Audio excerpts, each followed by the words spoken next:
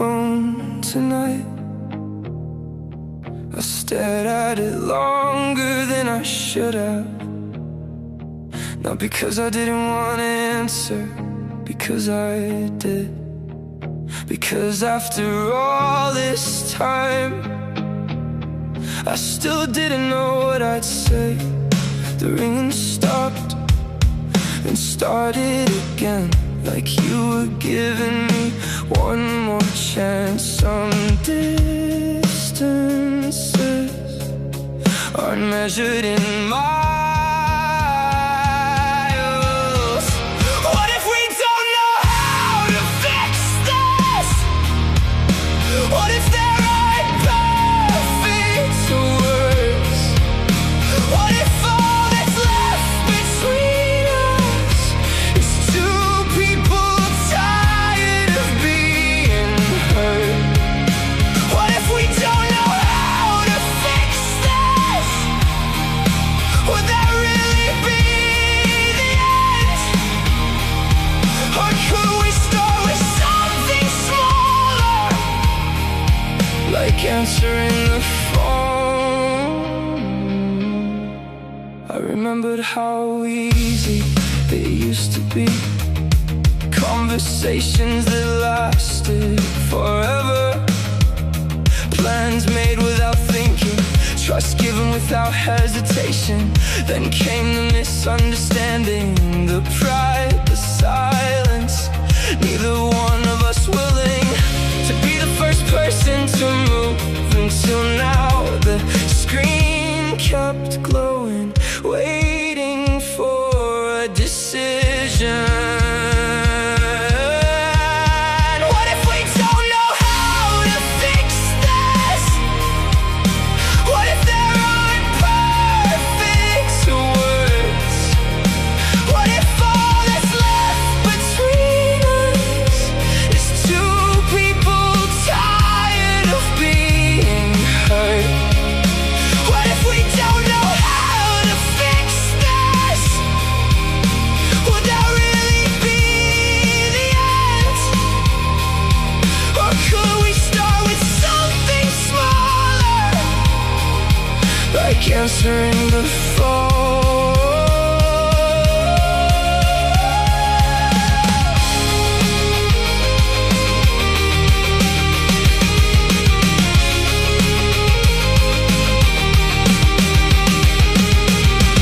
The ringing stopped, the room went quiet.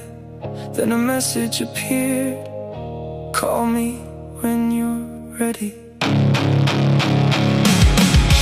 Maybe healing doesn't begin with forgiveness. Maybe it begins with willingness. Maybe it starts before either person knows the outcome. Maybe it starts with choosing not to walk away again.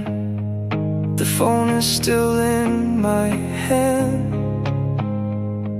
and for the first time in a long time, I don't feel stuck.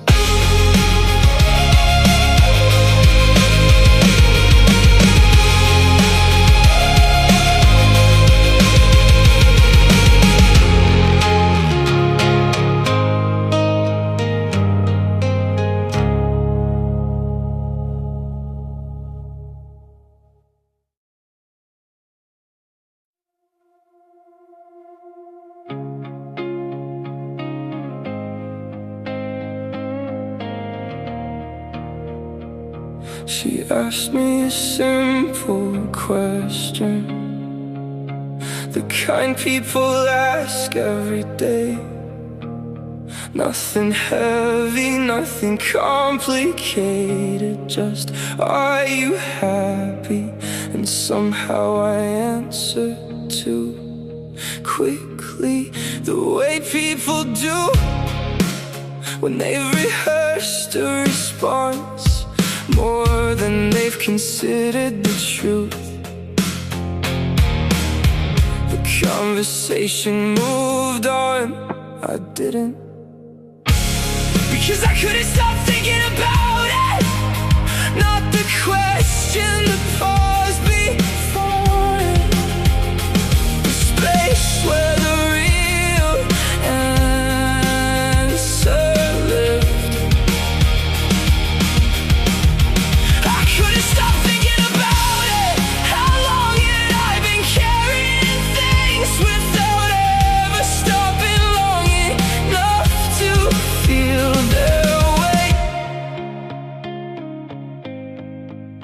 The drive home felt different. Every familiar street looked slightly unfamiliar. Not because anything had changed, because something had. I started noticing the gap between the life I described and the life I was actually living. The distance wasn't huge, but it was there.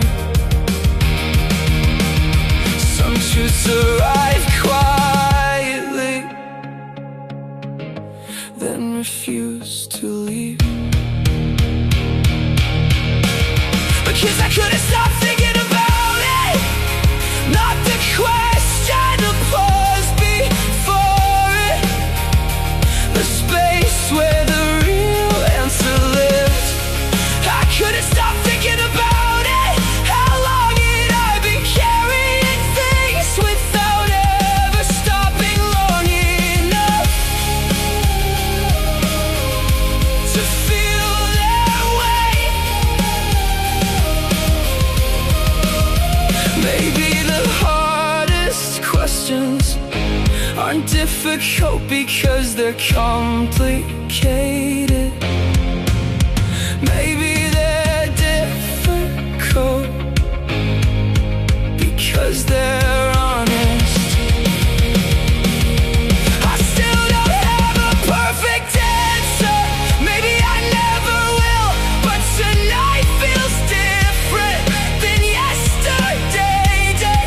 Not because everything changed, because something finally started. And maybe that's enough.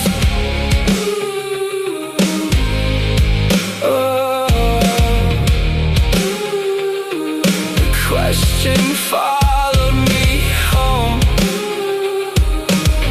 It might be there tomorrow too.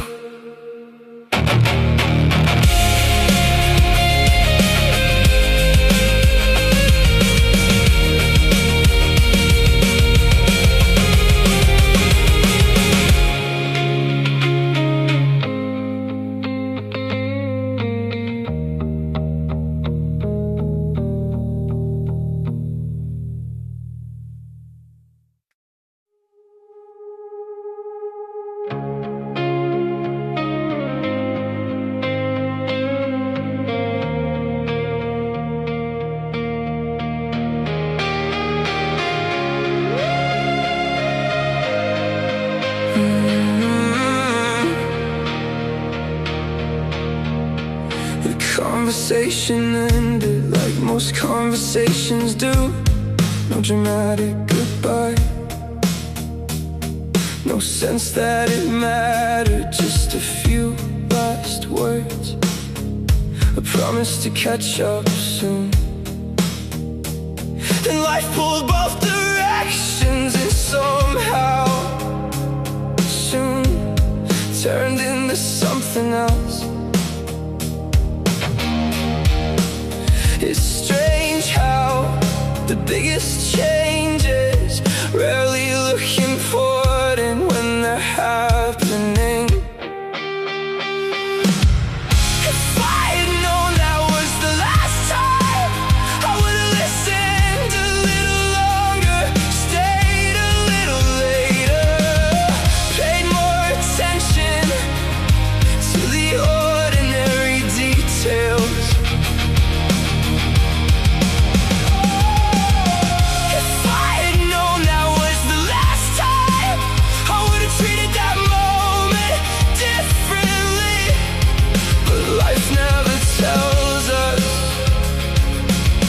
Which pages are about to end?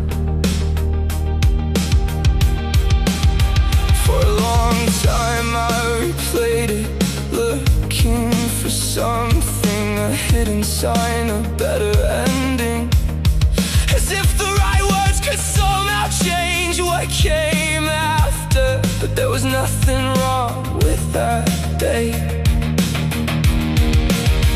That's what made it so hard. It looked exactly like every other day, until it wasn't. Some moments only reveal themselves after they already gone. If I had known that was the last time, I would've listened a little longer, stayed a little later, paid more attention to the ordinary details.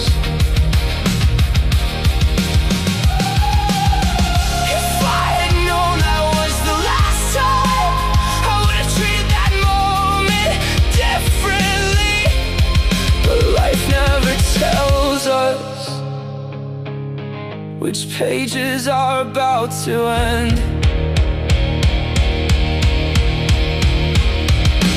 Maybe that's why we need to say the things while we still care.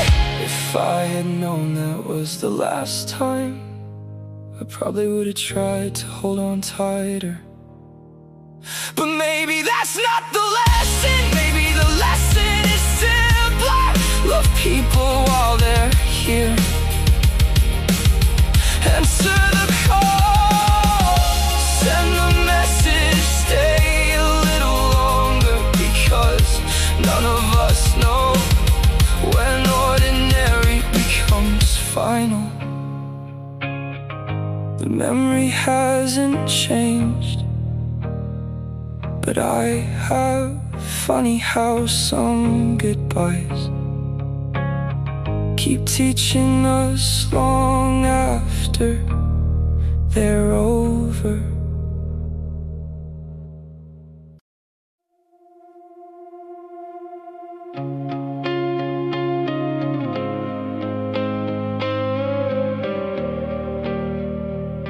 I almost threw it away, a crumpled piece of paper tucked inside a drawer I hadn't opened in years. At first it looked like nothing, just a list, a few goals, a few plans, a younger version of me, trying to imagine the future. A strange meeting yourself again through old handwriting. I smiled at some of it, the things I thought would matter most, the things I was certain would make me happy. I smiled at some of it, because life had different ideas, and somehow those ideas turned out better.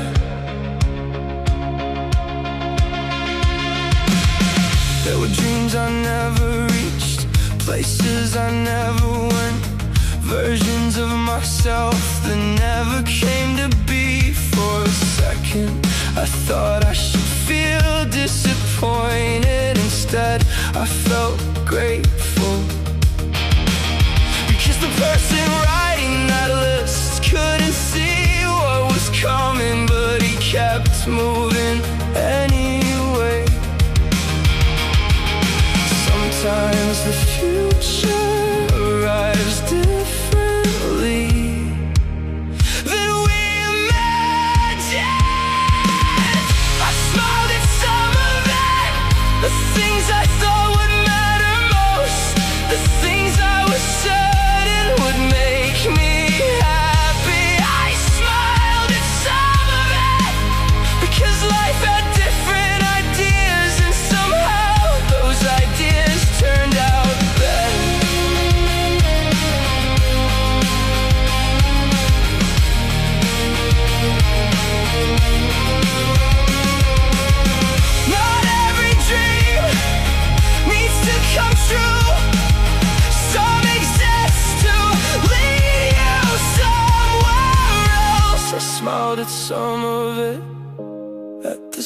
certainty, at the hope, at the innocence. I smiled at some of it, 'cause even though he got a lot wrong, he got one thing right. He kept believing there was something worth building.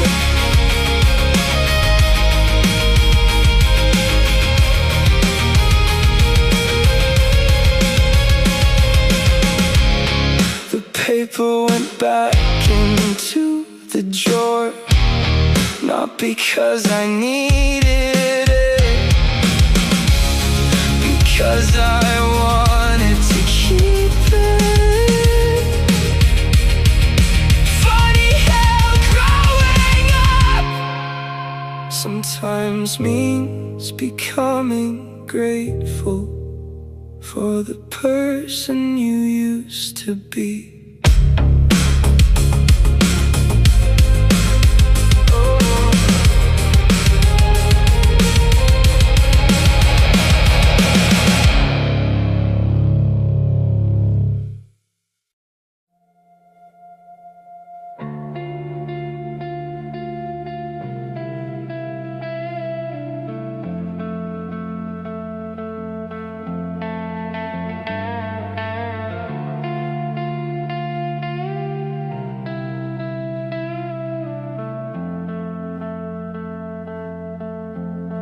The box had been sitting in the closet for years, moved from apartment to apartment, shelf to shelf, always coming with me, never getting open. I finally pulled it down one afternoon, expecting dust, expecting old papers, expecting things that no longer matter. I was wrong. Some doors don't stay closed, they just wait. Inside that box were pieces of people, old cards, old notes, handwriting I'd almost forgotten. Inside that box were voices without sound, proof that somebody was here, proof that somebody cared.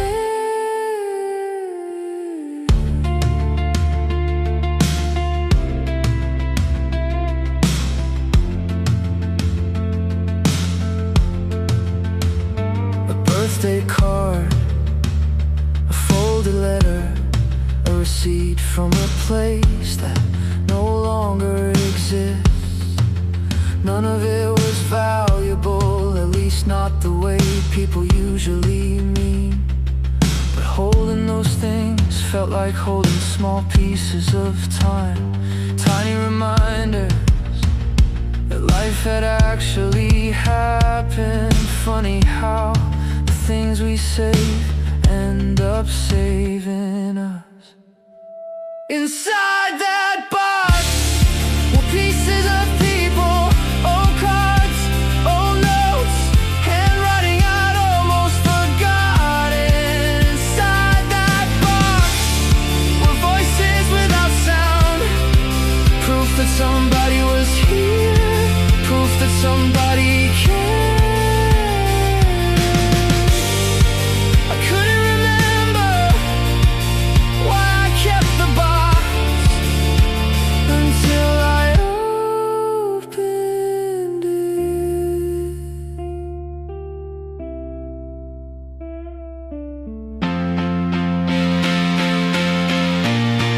Inside that box was a version of my life I'd been too busy to revisit, a collection of ordinary moments that became extraordinary with distance. Inside that box wasn't nostalgia, it was gratitude for every person who left a mark without realizing it.